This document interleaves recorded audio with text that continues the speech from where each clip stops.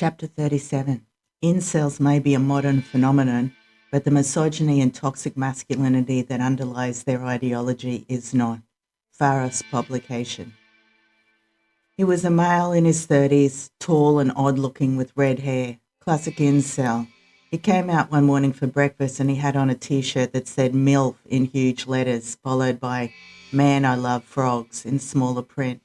I choked on my breakfast when I saw that. That was definitely aimed at me, and that motherfucker had done something in order to come in here. He wasn't mentally ill. He was a fucking stooge. I spent the rest of the time avoiding eye contact and not talking to him. It was easy to do, as Jamie ignored him also. I did some writing in there, only one page. It went like this. It's a zombie apocalypse we're in, and we don't even know it, except for the ones who are being pursued by human Pokemon players, red-pilled males, boy mums, incels, tech bros, empathy-free psychs and health workers, garden variety rapists in the community, 1 in 5 males, porn-addicted males who've moved on to rape porn for their fix, stochastic terrorists in the form of tech millionaires and billionaires, those who colonize this planet. It really gave an insight into all my perceived enemies, but I was still not understanding of the full scope of what was going on. I also missed out misogynistic cult members and Thai Arab and various Skippy mongrel breed gangsters. One evening, Jamie and I were watching TV. I was sitting up at a table doing something. There was leftover food that I'd ordered according to the ridiculous rules set by the nurses. I'd left it in front of me. I was so paranoid about that fucking leftover food because a nurse had said to me, we have to order more food because it wasn't enough for the growing boys. Ugh, I so hated a boy mum. Anyway, he came over and asked me if he could take the food. I looked to Jamie and he turned around slowly, clocked what was happening and said, just take it. I echoed him, just take it. He directed his anger at me. Well, it made sense to ask you because it's sitting in front of you. And I fired back, just take it. The fucking spy had wanted me to look at him, talk to him, offer my food to him like he was fucking special and I was a gullible idiot. He didn't realize he was trying to get a nice reaction out of me. You know how ridiculous childish males are. He could joke with all the other losers online about how he got me to be nice to him, despite him being a duplicitous prick. He stormed off. Suddenly, several staff were there and went into his room. They were giving him a shot to calm him down. He didn't want to take it, so they called security. They were some of the rapist ones, but not bitch hips. I stood in the corridor and they told me not to worry. I wasn't. I just wanted to see him get beat down and go back into the common room. I wondered if I was some kind of protected species and they realized that prick was an interloper and not a true mental patient. Well, they'd certainly given him the mental patient treatment. Later on, he was in the common room again. He got into an argument with a female nurse who was giving us our meds. He said, I was raped by my mother and no one cares. Aha. So that's what his beef was. I doubt that had happened to him, but he would have been a manosphere cult follower and believed that male rape victims by women didn't get the same treatment as female rape victims by men. Too bad, buddy. No one here gave a shit. I certainly didn't have my over-empathizing hat on for him. Get some fucking therapy for it and quit making it all about female rape victims. Like I said, though, he seemed too together to be here. Jamie even mentioned that he'd heard the security guard say to him, if you do that again, you'll end up at the police station. There was another young guy in there that I had suspicions about. I didn't talk to him either when he tried to talk to me. I figured he was a spy too. He fit the online radicalized male profile. In his 20s, white, say no more. I had no time to discern the difference between any of them. They were all sus in my recently gained experience. I trusted Jamie because he was my age and Indigenous and had really been through the mill, abused by his stepfather. He didn't have a chip on his shoulder about women, as far as I could tell. After my second psych visit, she granted me leave to go out with my mother for 3 hours. I did that later that day. We went and did a bit of shopping. I was nervous, but I could see that no one was noticing me. This was progress. We got Chinese takeaway and ate it in her little motel room. The motel was a bit dingy and I was a bit sus on some of the other guests, but I held it together. I really did enjoy getting out and having a cigarette. Bliss. One morning, Cheryl came in when I was resting on my bed after breakfast. I was groggy. She said I had to pack my things because I was being moved to the other side, the open side. I was panicked. They were allowed phones over there. I'd be filmed and pinged. Fuck. It was upsetting. I gathered my stuff. It got worse when we got over there and I found out I was sharing a room. Hell's bells. I got the end of the room without a window and just a big curtain dividing us. I had to hold it together yet again. Why hadn't they warned me? I went out to the courtyard, a way bigger and nicer one than on the observation side. I was sitting at a table when I saw the activities therapist from a few days ago. I said to her that I was pretty upset that they hadn't told me I was coming over here and that I was sharing a room and I didn't know who with. She was so nice and went and found out. Apparently the woman's name was Anastasia and she really kept to herself. I was in the room later and she came in also. Neither of us spoke or introduced ourselves. I really didn't feel like breaking the ice. Anastasia, about my age but looked older because she'd had 5 kids. She always wore a crocheted hat and her beautiful grey hair hung in messy curls around her face. She had an almost cherubic face with no wrinkles. She only seemed older because she had a high, nervous voice like a little old lady. But she had a laugh that warmed up even this fucking joint. Eventually we spoke and we really got on. We even commented that we were both the most sane people in here that we'd come across. Thank the goddesses it worked out. Poor Anastasia. She told me her life story.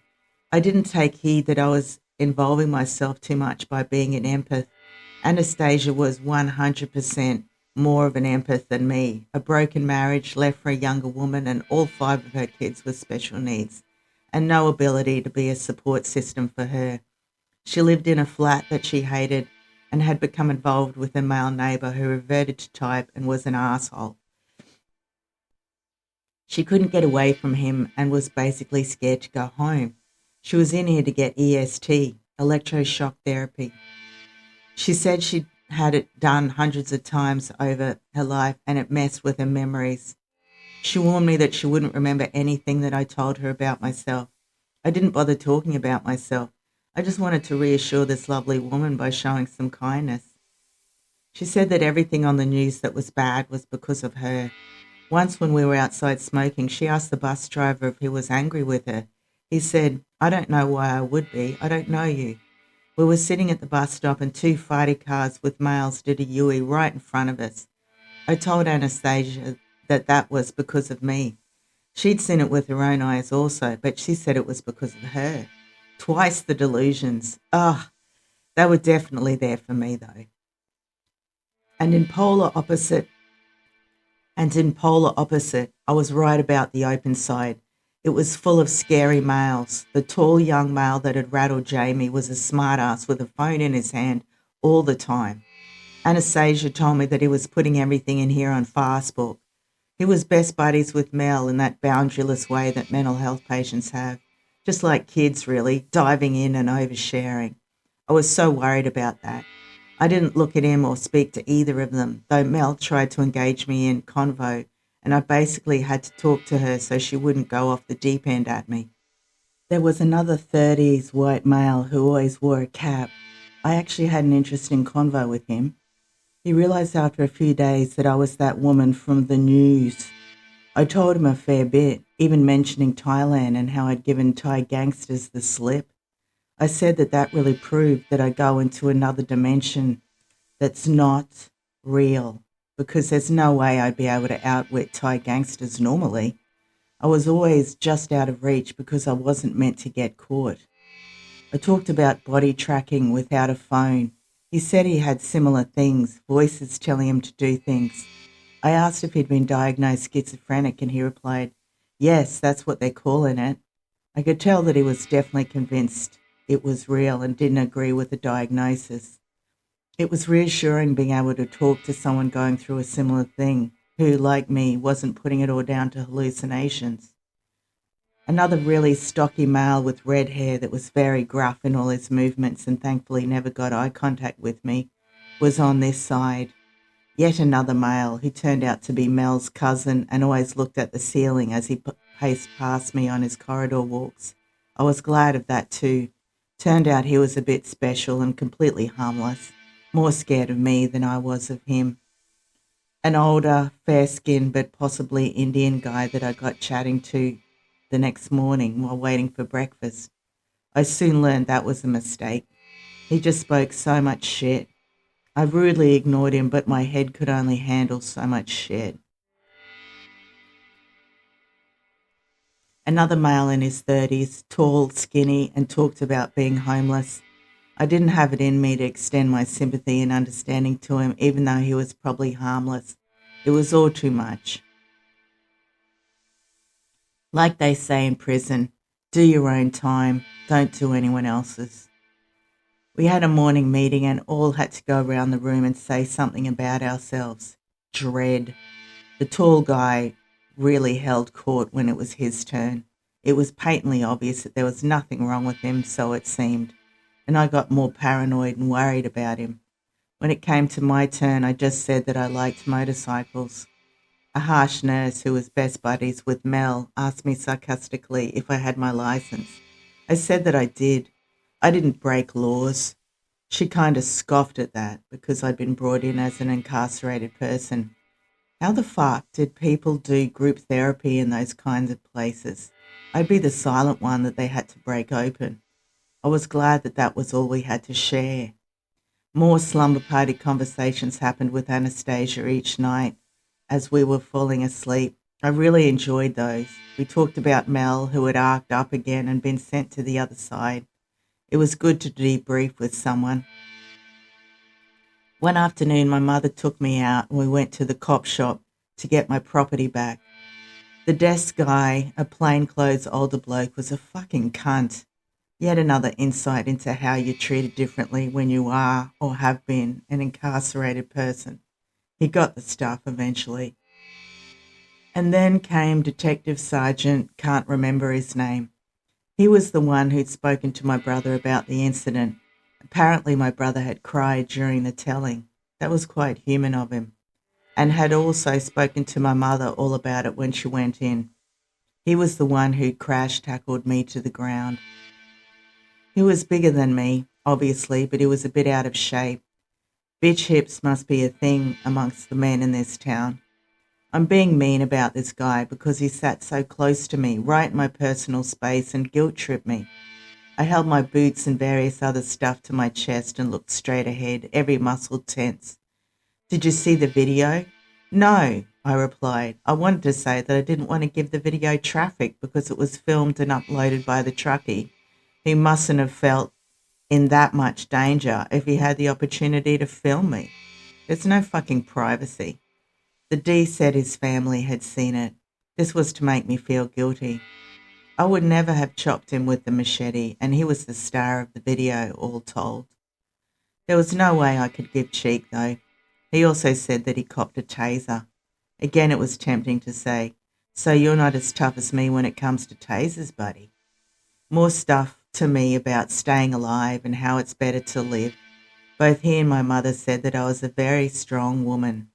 I wanted to say, you just don't know the fucking half of it. But I nodded in agreement, doing the necessaries to make this encounter as short as possible. I wasn't left with a lot of sympathy for the cops, like I apparently should have. We went outside and I looked through my property bag and could only find my passport, not my license. I panicked and got my mum to go back inside. Both the grumpy D and crash tackle D came outside. In the time that Mum had gone in there, I figured my license was in my bag back at the motel. I told them not to worry, but I was worried. Stuff like that really set me off. Was it some conspiracy? The license was indeed back at the motel. I left the van parked outside the cop shop because the D had said it'd be safer than at the motel. Great job the cops did on the car thieving front. Back at the MHU, a Corey guy who was born the same year as me, like Jamie, We saw their date of birth on the meal menus. Was delivered to the MHU in the morning wearing only a hospital gown that occasionally gaped to reveal his bony ass. As soon as he saw me, he greeted me like I was Corey too. Hey, sister girl. His name was Ronnie, and he was very talkative and effusive to me the first few days. He held court wherever he was, and you had no choice but to listen. He fully pulled Whitecap Guy into his orbit. I stayed out of it a bit as he really teamed up with Mel, who was his niece. I was wary, but I didn't have concrete reason to be, besides them both blowing so much smoke up my ass that it wasn't believable. I figured they'd be up to something. He would also be arcing up first thing in the morning like Mel. I wondered if this was an act to stay in the MHU. He told me he was found naked down by the river and was somehow suicidal over his missus, who he cheated on and didn't love anymore. It was very much a soap opera in this place, if you wanted to tune into the channel. I didn't want to, but had to for my own safety. Narcotics were found, according to Mel, who probably planted them on her own cousin, Mark, in order to get put over the other side because her boyfriend was over there. I didn't know all those details when I first heard that the security guards were searching someone's room. I immediately searched my own stuff and all the nooks and crevices in the bed. In one of the bedposts I found stuffed tissues. In one of the tissues I found a little silver chain. Maybe they'd planted it on me to accuse me of stealing.